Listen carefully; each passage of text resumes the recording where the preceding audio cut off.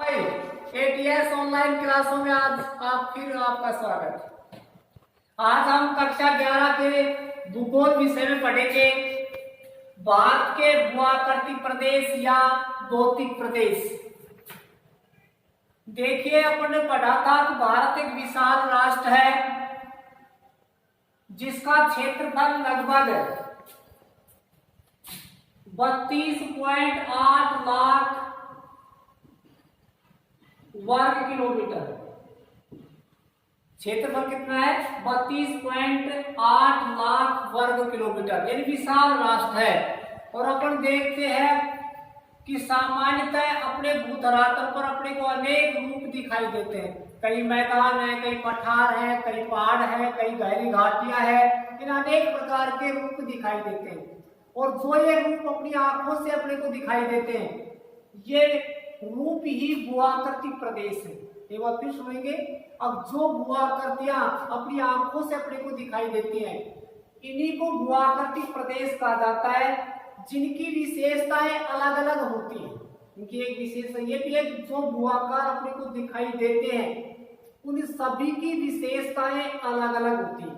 जैसे उदाहरण ले अपन पर्वत। देखिए, पर्वत धरातल पर सीधे खड़े हुए भाग होते हैं जो कठोर चट्टानों से बने होते हैं। वही उसके नीचे तलहटी के अंदर समतल मैदान होते हैं जो बारीक रेत के बने होते हैं, जिसमें उपजाऊ कृषि कार्य किया जाता है। यानी सभी भूआकृतिक प्रदेश जो है या भौतिक प्रदेश है, इनकी अलग अलग विशेषताएं दिखाई देती है। और एक ऐसा टॉपिक है, आगे आप जाएंगे तो सभी स्कूल या कॉलेजों में ये टॉपिक आपको पढ़ना पड़ेगा। तो क्यों ना आज ही अपने इसको बेहतर तरीके से पढ़ लें। पिछले वीडियो में मैंने इसके बारे में थोड़ा उल्लेख किया था, आज फिर विस्तार से बात कर लें कि भारत को मुख्य रूप से 6 भौतिक प्रदेशों में बांटा गया है। कितने?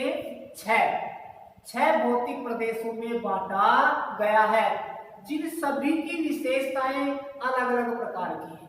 पहले 6 नाम देख लिया अपन। उत्तरी या उत्तरी पूर्वी पर्वत, जिसको अपन हिमालय के नाम से जानते हैं। उत्तरी व उत्तरी पूर्वी पर्वत, जिसको अपन किस नाम से जानते हैं? हिमालय। दूसरा है उत्तरी या उत्तर का विशाल मैदान, जिसको अपन बोलते हैं गंगा, सिंधु, ब्रह्मपुत्र नदियों का मैदान, जिसको दूसरा नाम अपन ये भी कह सकते हैं गंगा सिंधु ब्रह्मपुत्र का मैदान, या यूं भी कह सकते हैं सिंधु गंगा ब्रह्मपुत्र का मैदान। तीसरा है प्रायद्वीपीय पठार, दक्षिण का पठार, जिसको अपन बोलते हैं प्रायद्वीपीय पठार यानी दक्षिण का पठार। चौथा है भारतीय मरुस्थल, जिसे सामान्यतः अपन थार का मरुस्थल भी कहते हैं, जो अपने राजस्थान के पश्चिमी भाग के अंदर फैला हुआ है। पांचवा है तटीय मैदान। अब अपने पढ़ा था पहले भी कि भारतीय नक्शे के अंदर आपने देखा हो दक्षिण में 2 सागर हैं, अरब सागर और बंगाल की खाड़ी। इनके तट के सहारे जो भूमि है उसको क्या बोलते हैं? तटीय मैदान। और आखिरी छठा है द्वीप समूह। और अपने द्वीप समूह 2 पढ़ते हैं, बंगाल की खाड़ी के अंदर पढ़ते हैं अंडमान निकोबार द्वीप समूह, और अरब सागर में पढ़ते हैं लक्षद्वीप। ये 2 प्रमुख अपने भारत के द्वीप के अलावा और भी बहुत सारे द्वीप हैं तट के सारे, लेकिन मुख्य रूप से अपन 2 द्वीपों की बात करते हैं, अंडमान निकोबार और लक्षद्वीप।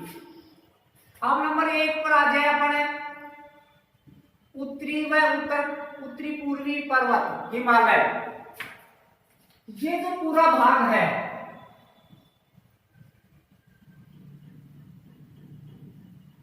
ये जो पूरा भाग आ गया, इसको बोलते हैं उत्तरी या उत्तरी पूर्वी हिमालय पर्वतीय क्षेत्र।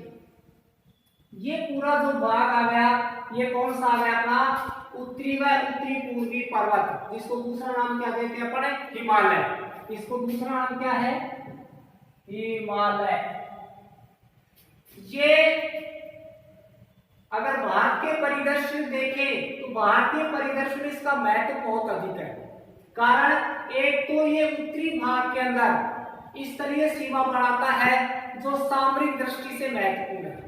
दूसरा, हिंद महासागर से आने वाली मानसूनी हवाओं को रोक करके संपूर्ण भारत के अंदर वर्षा करने में सहायक है। तीसरा, साइबेरिया से आने वाली ठंडी हवाओं को रोककर सर्द ऋतु में अपनी रक्षा करता है। इसका मतलब सामरिक दृष्टि से हिमालय का बहुत अधिक महत्व है। अगर इसकी बात करें तो यह 2500 किलोमीटर लंबा और लगभग 160 से 400 किलोमीटर चौड़ा है। कितना? 2500 किलोमीटर लंबा और 160 से 400 किलोमीटर लंबा है। अगर इसकी सामान्य आकृति देखें तो ये धनुषाकार, रामायण महाभारत में देखा होगा पार्ट 2 को चलाते हुए धनुष बाण, उस धनुष बाण के समान इसकी आकृति दिखाई देती है।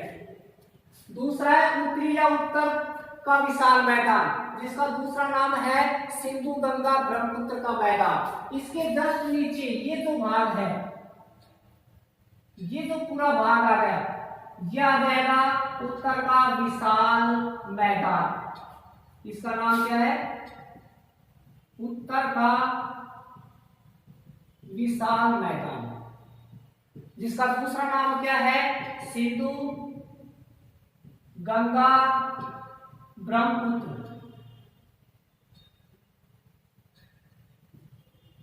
का मैदान। इसका दूसरा नाम क्या आ जाएगा? सिंधु गंगा ब्रह्मपुत्र का मैदान।